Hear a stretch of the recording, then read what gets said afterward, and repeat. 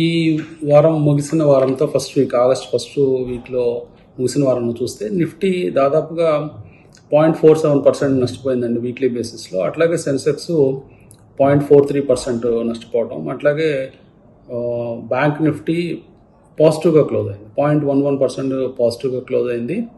మొత్తం మీద చూస్తే ఈ వారము అంటే స్వల్ప నష్టాలు కనిపించినప్పటికీ ఫ్రైడే రోజున భారీ పతనాలు అంటే దాదాపుగా 1.25% వీక్గా క్లోజ్ అయినాయి. పర్టికులర్గా నిఫ్టీ 293 పాయింట్లు కోల్పోవటం, అలాగే సెన్సెక్స్ కూడా 885 పాయింట్లు కోల్పోవటం మనం చూసాము. మొత్తం మీద అంటే గ్లోబల్ క్యూస్ కొంత వరీయింగ్గా ఉండటం, అంటే జియో పొలిటికల్ టెన్షన్స్ ఉండటము, అట్లాగే యూఎస్లో రెసిషన్ వస్తుందా అని అభిప్రాయాలు రావటం, ఇలాంటివన్నీ కూడా కొంత మన మార్కెట్స్ పతనానికి కారణమైనవి.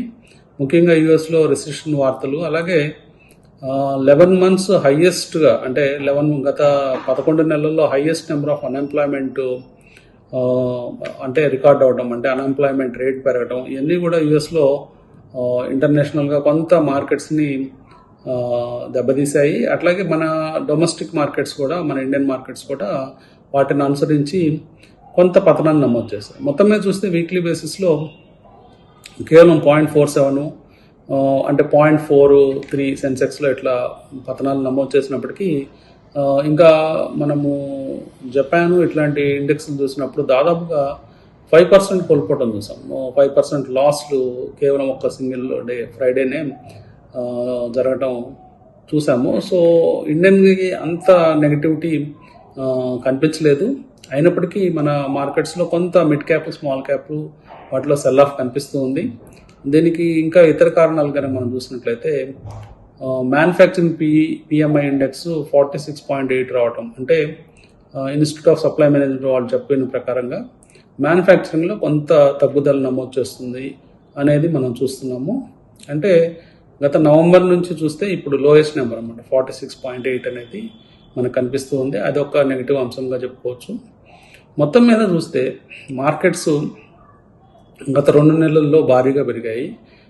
ఆల్మోస్ట్ 221 డేస్లో 5,000 పాయింట్స్ పెరగడం, అట్లాగే లాస్ట్ 24 సెషన్స్లోనే 1000 పాయింట్లు నిఫ్టీ పెరగడం, ఇవన్నీ కూడా మార్కెట్లు లాస్ట్ 4-5 దాదాపు 6-7 వీక్స్ నాన్ స్టాప్గా పాజిటివ్ రిటర్న్స్ ఇవ్వటం కూడా మనం చూసాము.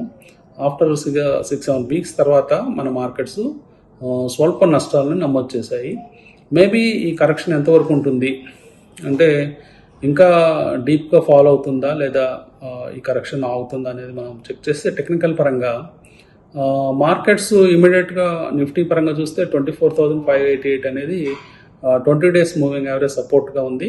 అంటే మనం కేవలం ఒక 130-140 పాయింట్ల దగ్గర సపోర్ట్ తీసుకునే అవకాశం ఉంది. మేబీ ఈ సెల్ ఆఫ్ అనేది మండే కూడా, అంటే మండే మార్నింగ్ దాకా ఉండొచ్చు. అలాగే 50 డేస్ మూవింగ్ యావరేజ్ తీసుకున్నట్లయితే 24,202 ఉందండి. అంటే ఇక్కడ నుంచి దాదాపుగా ఒక 2.5% నుంచి 2.5% దాకా ఫాల్ అయితే 50 డేస్ మూవింగ్ యావరేజ్కి వెళ్ళే అవకాశం ఉంది. కానీ ప్రస్తుతానికి ఇమ్మీడియట్గానే సపోర్ట్స్ తీసుకోవచ్చని మనం అనుకోవచ్చు. అట్లాగే 25,000 అనేది ఇప్పుడు ఒక రెసిస్టెన్స్ పాయింట్గా మారిపోయింది, అది కూడా గుర్తుంచుకోవాలి.